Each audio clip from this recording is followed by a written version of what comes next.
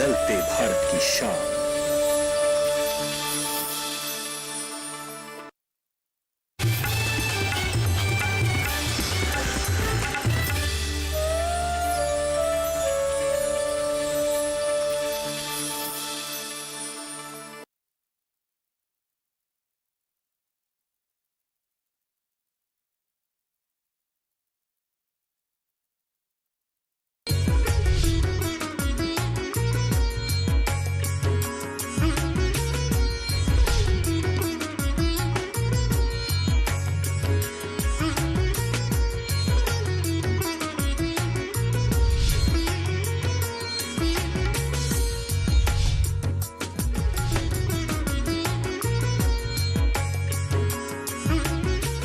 नमस्कार, स्वागत है आपका कृषि दर्शन में। आपके साथ मैं हूं अंजू सिंह। कृषि दर्शन आपका अपना कार्यक्रम जिसमें हम किसानों से संबंधित तमाम नई नई जानकारियां आप तक पहुंचाते हैं और हमारा मकसद होता है कि ये जानकारियां हमारे किसानों तक पहुंचे और किसान उनका उचित इस्तेमाल करें ताकि उन्हें ज़्यादा से ज़्यादा लाभ हो सके।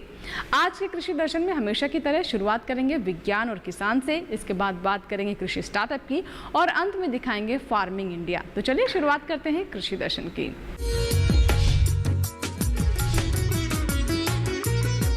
सबसे पहले बात विज्ञान और किसान की।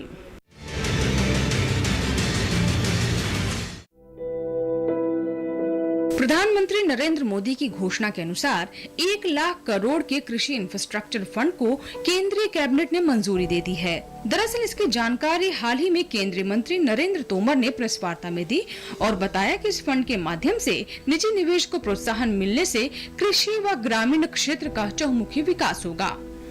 पिछले दिनों भी जब आत्मनिर्भर भारत की घोषणा की गई थी तो उसमें भी कृषि क्षेत्र को प्राथमिकता दी गई थी। इससे एक अलग प्रकार की ऊर्जा का कृषि व ग्रामीण क्षेत्र में संचार हुआ। कैबिनेट मंत्री ने कहा कि पिछले दिनों 2 अध्यादेश जारी हुए, ये उसी दिशा में बढ़ता हुआ एक कदम है। किसान उत्पाद व्यापार और वाणिज्य अध्यादेश तथा मूल्य आश्वासन और कृषि सेवाओं के करारों के लिए किसानों का सशक्तिकरण और संरक्षण अध्यादेश, ये दोनों ऐसे अध्यादेश हैं कि सामान्य तौर पर लोग सोचते तो होंगे लेकिन इस दिशा में साहस कोई नहीं कर पाया होगा। आत्मनिर्भर पैकेज के अंतर्गत इन दोनों अध्यादेशों को मूर्त रूप दे दिया गया है। केंद्रीय मंत्री तोमर ने कहा कि पूरे देश में कृषि को फायदा हो, उत्पादकता बढ़े, इसके लिए 10,000 कृषि उत्पादक संगठन बनाने की प्रधानमंत्री ने घोषणा की थी और प्रसन्नता की बात है कि मंत्रिपरिषद ने उसे पारित कर दिया। विभाग ने भी उसकी गाइडलाइंस बनाकर जारी कर दी हैं। कृषि मंत्री तोमर ने बताया कि किसान क्रेडिट कार्ड की बात भी आत्मनिर्भर पैकेज में कही गई थी। 75 लाख नए किसानों को केसीसी दिया गया है और 2.5 करोड़ किसानों को इसमें कवर किया जाना है। अभियान के माध्यम से ये कार्य पूरा किया जाएगा। प्रधानमंत्री किसान सम्मान निधि योजना के अंतर्गत 10 करोड़ किसानों को 20,000 करोड़ रुपए जारी कर दिए गए हैं। केंद्रीय मंत्री तोमर ने बताया कि आत्मनिर्भर पैकेज में एक महत्वपूर्ण घोषणा थी। कृषि अधोसंरचना गांव-गांव में खड़ी हो, किसान अपना उत्पादन ठीक प्रकार से रख सके, रोकना चाहे तो रोक सके और जब उपयुक्त अवसर या उचित कीमत मिले तब उसे बेच सके। इन सबके लिए आवश्यक अधोसंरचना उपलब्ध कराने के उद्देश्य से कैबिनेट ने इंफ्रास्ट्रक्चर फंड की परियोजना को भी स्वीकृति दे दी है। इससे ग्रामीण क्षेत्र में रोजगार के अवसरों का सृजन भी होगा। ये पैकेज इसका माध्यम बनेगा। ये योजना भारत के कृषि क्षेत्र में आमूलचूल बदलाव लाने में सहायक होगी। इस परियोजना में 1 लाख करोड़ रुपए के ऋण भी दिए जाएंगे। प्रोजेक्ट कितनी भी राशि के बनाए जा सकते हैं, लेकिन इनमें 2 करोड़ रुपए ऋण राशि तक क्रेडिट गारंटी व उस पर ब्याज में 3% का अनुदान दिया जाएगा। इस फंड में पूरी तरह पारदर्शिता रहे, इसके लिए ऑनलाइन प्लेटफॉर्म बनाए जाएंगे।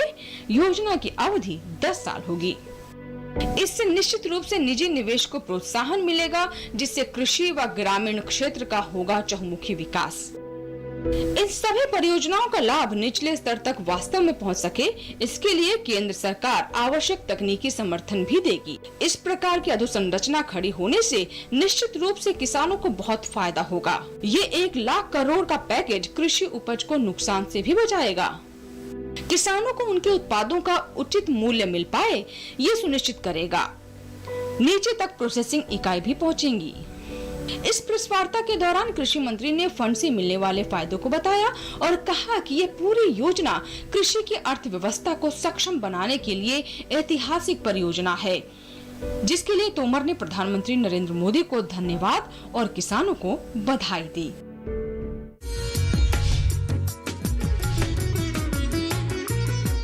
इसी के साथ ही फिलहाल वक्त हो गया एक छोटे से ब्रेक का। ब्रेक के बाद जब वापस आएंगे तो बात करेंगे कृषि स्टार्टअप की।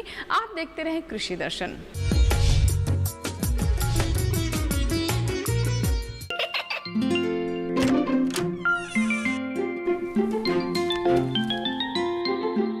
ये क्या हो रहा है?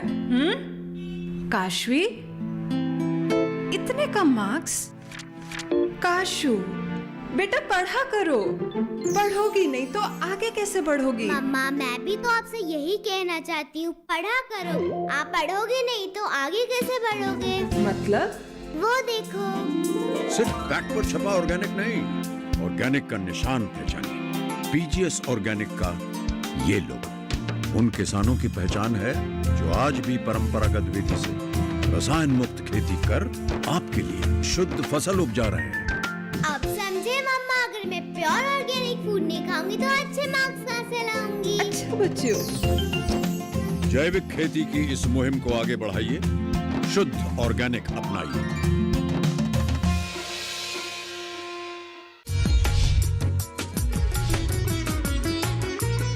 ब्रेक के बाद कृषि दर्शन में एक बार फिर आपका स्वागत है और अब समय हो गया है कृषि स्टार्टअप का। कृषि स्टार्टअप में हम उन किसानों की कहानी आप तक पहुंचाते हैं जिन्होंने कृषि के क्षेत्र में कुछ बेहतर किया है, नाम कमाया है और दूसरे किसानों के लिए उदाहरण बने हैं। ये वो किसान हैं जिन्होंने अपनी लगन, अपनी मेहनत और अपनी इच्छा शक्ति से असंभव को संभव कर दिखाया। आइए दिखाते हैं कृषि स्टार्टअप में ऐसे ही किसान की कहानी।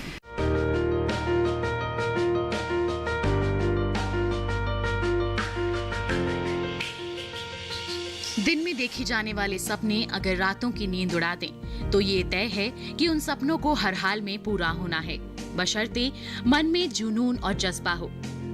दिनेश कुमार गोयल उन्हीं लोगों में हैं जिन्होंने सपना देखा और सपना अपने लिए नहीं, लोगों के लिए देखा, उन लोगों के लिए जो इस धरती पर अन्नदाता कहलाते हैं। राजस्थान में 30 से 35% ऐसा ग्रामीण इलाका है जहां बिजली नहीं है और आगे आने वाले 15 से 20 सालों तक हो सकता है वहां बिजली नहीं पहुंचे, क्योंकि ट्रांसमिशन की लाइनों को लाना, उन गांवों तक पहुंचाना बड़ा मुश्किल है। उन इलाकों के लिए जहां बिजली नहीं है और उस बिजली की उम्मीद नहीं है, वहां एक दो नहीं हजारों खेतों में सिंचाई के साधन बना दिए गए। ये उपलब्धि कम बड़ी नहीं है। 14 पंप से शुरू हुई मुहिम 22,000 पंप तक पहुंच गई। हैरानी होगी आपको ये सुनकर कि ये आंकड़ा पूरी दुनिया के रिकॉर्ड में दर्ज हो गया है। तो राजस्थान सरकार ने 5-6 साल पहले एक एक्सपेरिमेंट किया था जिसमें जो सरकारी फार्म थे 14 फार्म पे सोलर पंप सिस्टम लगाए थे। अब उनका बहुत अच्छा परिणाम सामने आया, तो फिर हमने सोचा कि क्यों नहीं इसको बहुत बड़े स्केल पे किया जाए। तो हमने शुरू में एक 500 पंप की स्कीम राजस्थान के लिए बनाई। अब वो मैं कहूँगा कि हमारी पूरी टीम का और हमारे सारे किसानों का, राजस्थान में जो हमारे किसान भाई हैं उन्होंने मेहनत की, उन्होंने इस स्कीम को समझा और इतना आगे आए कि हम 500 की जगह हमने 1200 पंप लगवा दिए। तो उसके अगले साल हमने करीब 5,000 पंप और लगवा दिए। 3 साल के अंदर ही ये जो योजना है, इसका जो क्रियान्वयन जिस तरीके से किया गया, ये पूरे वर्ल्ड में फेमस हो गई और फिर हमें लिम्का बुक ऑफ रिकॉर्ड का अवार्ड भी मिला। दिनेश कुमार गोयल जब फिजिक्स में एमएससी कर रहे थे तो उन्होंने उस दौरान सब्जेक्ट के तौर पर सोलर एनर्जी यानी सौर ऊर्जा के बारे में पढ़ा। उसके बाद आईएएस की तैयारी के दौरान भी ऊर्जा के क्षेत्र को गहराई से पढ़ना, लेकिन पढ़ने और समझने के दौरान दिनेश गोयल को इस क्षेत्र से कब लगाव हो गया, इसका उन्हें पता ही नहीं लगा। किस्मत कहें या विधि का विधान, मौके भी ऐसे मिले जैसे दिनेश गोयल को इसी क्षेत्र में आगे कुछ करना हो, उसकी प्लानिंग चल रही हो। दिनेश गोयल एनर्जी सेक्टर में स्पेशल सेक्रेटरी भी बनाए गए। सोलर एनर्जी के बारे में जब मैंने एमएससी फिजिक्स किया तो भी थोड़ा पढ़ने का मौका मिला। उसके बाद जब आईएएस की तैयारी की तो एनर्जी सेक्टर को और थोड़ा समझने का मौका मिला। उसके बाद मैं स्पेशल सेक्रेटरी एनर्जी रहा 3 साल तक। तो वहाँ भी कन्वेंशनल एनर्जी और नॉन कन्वेंशनल एनर्जी दोनों के जो डिफरेंसेस है वो समझने का मौका मिला। और धीरे धीरे ये भावना बनने लगी कि हमें अल्टीमेटली जो है, जो नेचर ने हमें एनर्जी दी हुई है, जो पेरिशेबल कमोडिटी जिसको हम कहते हैं, कि सूर्य की और विंड की जो हवा की एनर्जी हमें मिली हुई है, इसका अगर पूरी तरीके से उपयोग किया जाए तो हम कन्वेंशनल एनर्जी का से थोड़ा दूर भी हो सकते हैं, उससे सस्ती एनर्जी भी मिल सकती है। तो जब मैंने सोलर एनर्जी पे काम करना शुरू किया तब उस समय बहुत महंगी थी ये। उस समय ऐसा नहीं लगता था कि इसको हम इस स्तर पर ले आएंगे, लेकिन धीरे धीरे जब मैं इसके साथ जुड़ता गया और इसके सारे जो विकास के काम हैं इसके देखता गया, तो आज स्थिति वो आ गई है कि हम सोलर एनर्जी जो प्रोवाइड कर पाए हैं वो कन्वेंशनल एनर्जी से भी आने वाले 4-5 साल में आप देखेंगे कि ये उससे भी सस्ती दरों पर उपलब्ध होना शुरू हो जाएगी। तो अब इसका इस तरीके से उपयोग जो है वो अब संभव है और ज़्यादा से ज़्यादा लोग, ख़ास तौर से ग्रामीण इलाके में लोग इसका इस्तेमाल कर सकते हैं। दिनेश गोयल का मानना है कि भविष्य सोलर ऊर्जा का है। वर्तमान में ऊर्जा के जो पारंपरिक स्रोत हैं, उनमें सौर ऊर्जा सबसे सस्ती होगी और यही इसकी सबसे बड़ी खासियत साबित होगी, क्योंकि देश के अति पिछड़े ग्रामीण इलाकों में अगर बिजली नहीं पहुंची है तो इसकी एक बड़ी वजह है उसका महंगा होना। ग्रिड से लेकर बिजली के तारों और ट्रांसफार्मर को दूर के इलाकों में ले जाना और घर घर तक बिजली पहुंचाना किसी भी सरकार या सिस्टम के लिए महंगा सौदा है, लेकिन सोलर एनर्जी इस दिक्कत का सबसे बड़ा समाधान साबित हो सकती है। दिनेश गोयल का जन्म राजस्थान के अलवर शहर के एक मध्यम वर्गीय परिवार में हुआ था। पिता और दादा बेशक गांव में रहे, लेकिन दिनेश गोयल की परवरिश शहर में हुई। शहरी माहौल में पले बढ़े दिनेश पढ़ाई लिखाई में खास रुचि की वजह से राजस्थान यूनिवर्सिटी से बीएससी ऑनर्स करने के बाद दिनेश गोयल ने दिल्ली के आईआईटी में एमएससी के लिए दाखिला लिया, लेकिन एक वर्ष बाद ही उन्हें भाभा एटॉमिक रिसर्च सेंटर में वैज्ञानिक की नौकरी मिल गई और फिर तकरीबन 6 साल तक प्रशासनिक सेवाओं में देश की सर्वोच्च परीक्षा मानी जाने वाली आईएएस में दिनेश गोयल ने हाथ आजमाया और दूसरी बार में वो इस परीक्षा को पास कर गए। मेरा जन्म एक साधारण परिवार में अलवर शहर में हुआ था। वैसे तो हमारे पिताजी और दादाजी वगैरह गांव से थे, लेकिन जब मैंने होश संभाला तब से मुझे तो शहर का ही ध्यान है। और शुरू की जो पढ़ाई है प्राइमरी स्कूल तक की वो एक गांधी स्कूल में हुई। सेकेंडरी की परीक्षा हमने यशवंत स्कूल से पूरी की और अलवर का जो राजऋषि कॉलेज है वहाँ से मैंने बीएससी ऑनर्स मैथमेटिक्स में किया था। इच्छा थी कि कहीं बाहर भी पढ़ा जाए, तो बैंक का लोन लेकर हम गए और मेरा आईआईटी दिल्ली में, Indian institute of technology Delhi में सिलेक्शन हो गया। वहाँ 1 साल ही पूरा किया था कि फिर अच्छे मार्क्स और इंटरव्यू के बेसिस पर मेरा selection department of atomic energy में भाभा एटॉमिक रिसर्च सेंटर है, वहाँ वैज्ञानिक के पद पर हो गया मेरा सिलेक्शन। तो मैं बड़े असमंजस में था कि वहाँ जाऊँ या ना जाऊँ। मैं 6 साल के लगभग डिपार्टमेंट ऑफ एटॉमिक एनर्जी में रहा और वहीं मूड बना कि अब इंडियन एडमिनिस्ट्रेटिव सर्विस को भी ट्राई किया जाए। तो बहुत उस समय मेहनत करनी पड़ी, क्योंकि 4-5 साल तक किताबों से दूर हो गए थे, सब्जेक्ट से दूर हो गए थे और मुझे फिज़िक्स और मैथ्स के अलावा और सब्जेक्ट्स उस समय थोड़े कम पसंद थे। तो वही हमने ऑप्शनल लिए और उन्हीं ऑप्शनल के साथ मैंने आईएएस में ट्राई किया।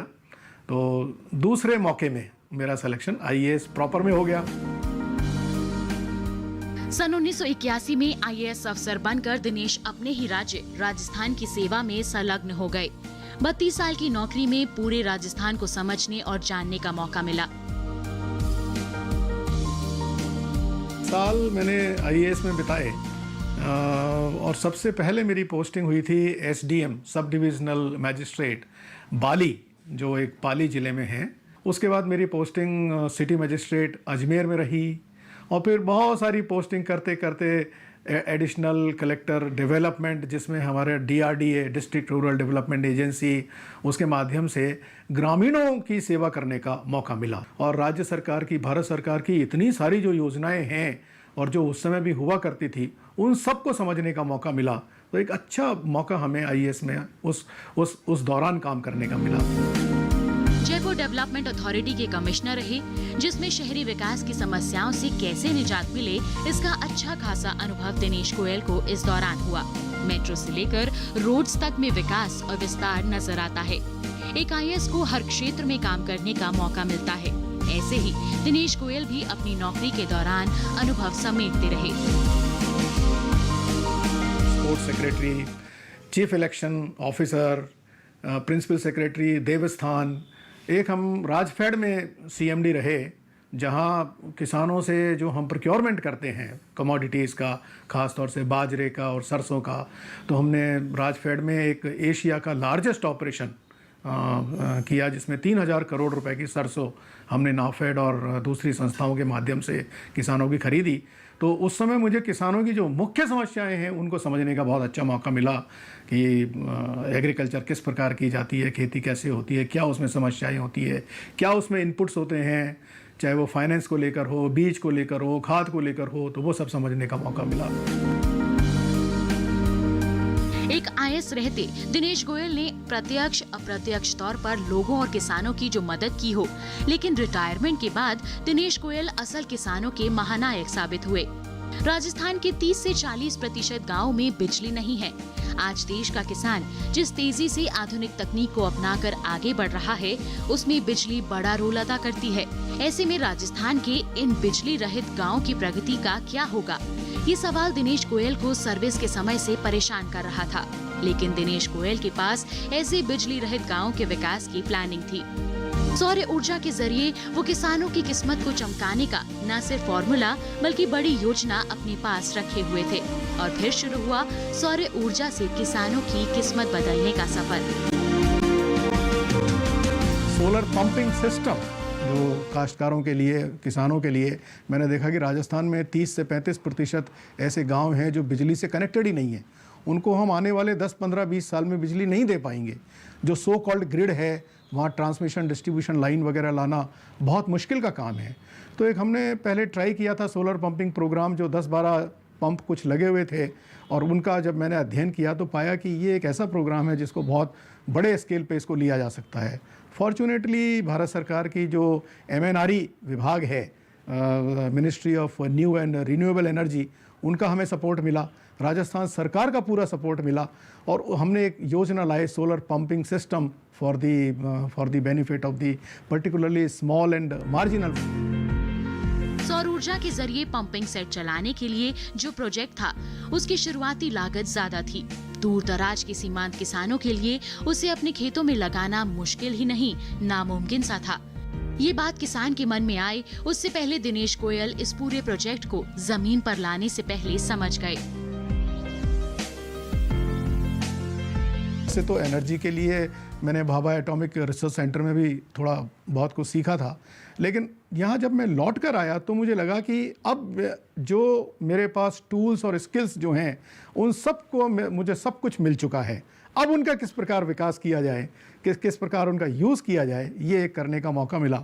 तो मेरी जो लास्ट पोस्टिंग थी, जिसमें मैं प्रिंसिपल सेक्रेटरी हॉर्टिकल्चर था, उस एग्रीकल्चर का साक्षात्कार हुआ और हमें एनर्जी की नॉलेज पहले से थी। सोलर एनर्जी का मैं मेरा बहुत उसमें इंटरेस्ट है, रुचि है। ये साफ है कि सौर ऊर्जा पूरी दुनिया का कल है, किसानों का कल है। प्रगति की असीम संभावनाओं को समेटे सौर ऊर्जा ही बढ़ती आबादी के पेट का इंतजाम करने वाले किसानों का सबसे बड़ा हमसफर साबित होगी। दिनेश गोयल जैसे महानायकों ने भविष्य की सोच को पहले ही समझ लिया, इसलिए वो पूरी ताकत से अपने मिशन में जुटे हुए हैं। किसानों की कामयाबी के लिए उनके प्रयासों को हमारा सलाम।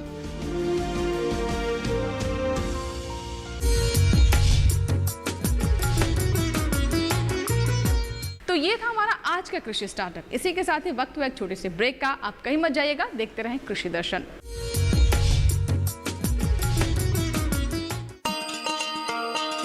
किसान भाइयों गांठ बांध लो, गांठ बांध लो, बात बहुत है काम की, समृद्धि के पैगाम की।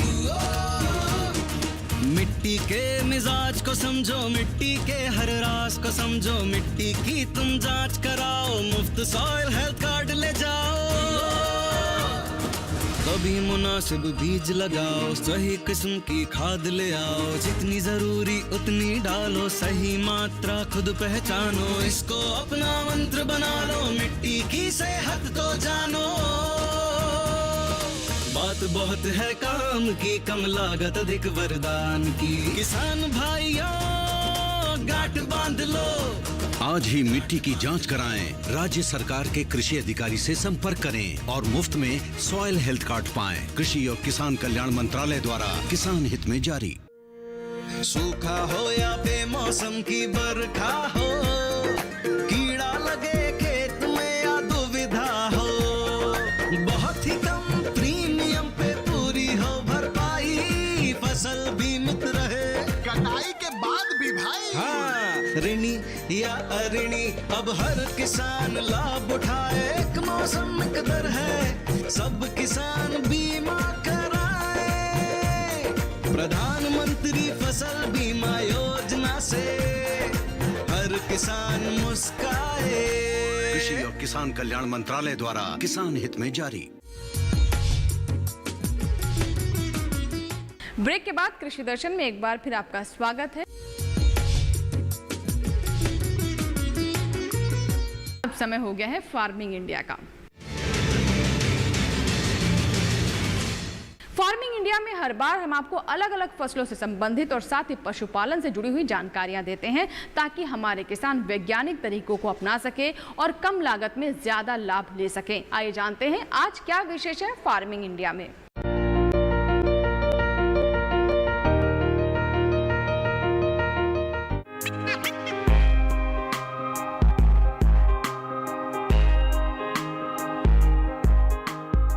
पारंपरिक फसलों जैसे गेहूं, धान, दलहन और सब्जियों की खेती तो आप कर ही रहे होंगे, लेकिन क्या आप जानते हैं कि मोतियों की खेती भी की जाती है? जी हाँ, आप मोती की खेती भी कर सकते हैं। मोती पालन की शुरुआत 12वीं शताब्दी में चीन में हुई थी, लेकिन समय के साथ साथ मोती की खेती बढ़ी और खूब फली फूली। इन दिनों पारंपरिक फसलों की खेती को लेकर किसानों के रुझान और दिलचस्पी में भी काफी बदलाव देखने को मिल रहा है।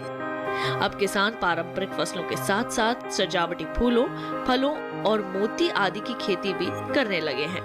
कोई भी किसान जो है सो इसको कर सकते हैं, उसको उनको थोड़ा सा जानकारी चाहिए, कैसे सर्जरी किया जाता है, कैसे खाना दिया जाता है, कैसे उसको रखते हैं, कैसे बैग में बांधते हैं। मोती एक प्राकृतिक रत्न है जो सीप से पैदा होता है।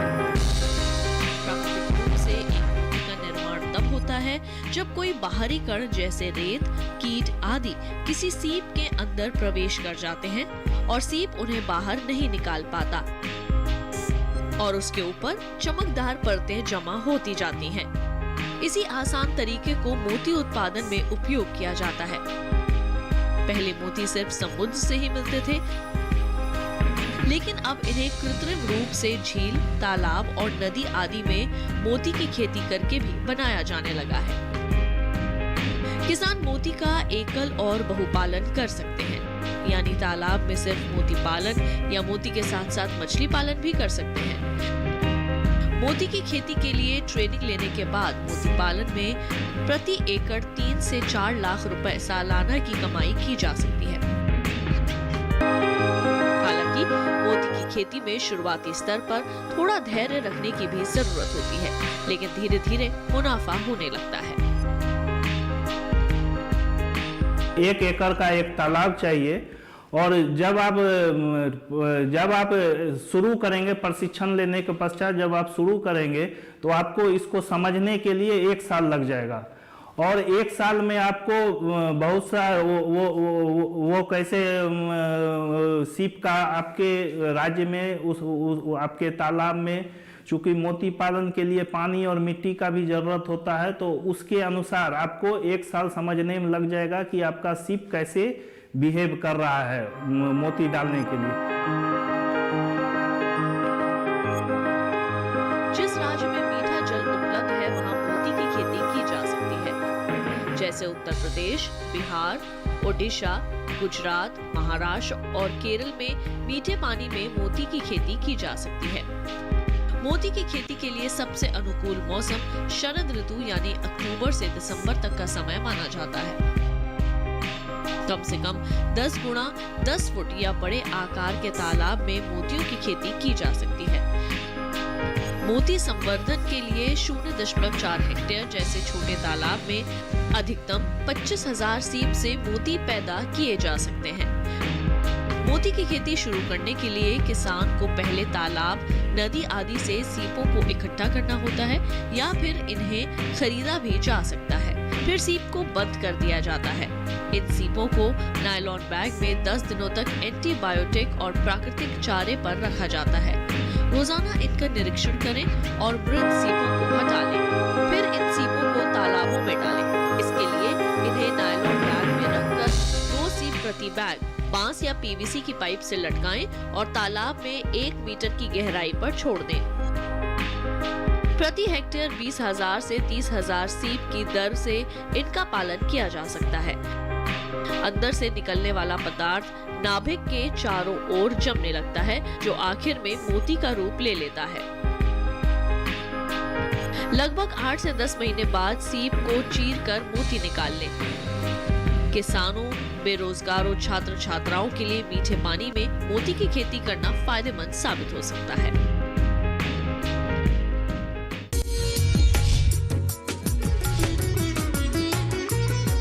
ये था हमारा आज का कृषि दर्शन। लेकिन आपके मन में अगर कोई सुझाव है, आप हम तक कोई बात पहुंचाना चाहते हैं, तो आप हमें पत्र लिख सकते हैं। हमारा पता है कृषि दर्शन, कमरा नंबर 10, CPC, दूरदर्शन, खेलगांव, नई दिल्ली 110049। अगर आप चाहें तो हमें ईमेल भी कर सकते हैं। हमारा ईमेल पता है krishidarshan@gmail.com। तो ये था हमारा आज का कृषि दर्शन। नए अंक में नई जानकारियों के साथ फिर होगी आपसे मुलाकात। आप बने रहे दूरदर्शन किसान के साथ। नमस्कार।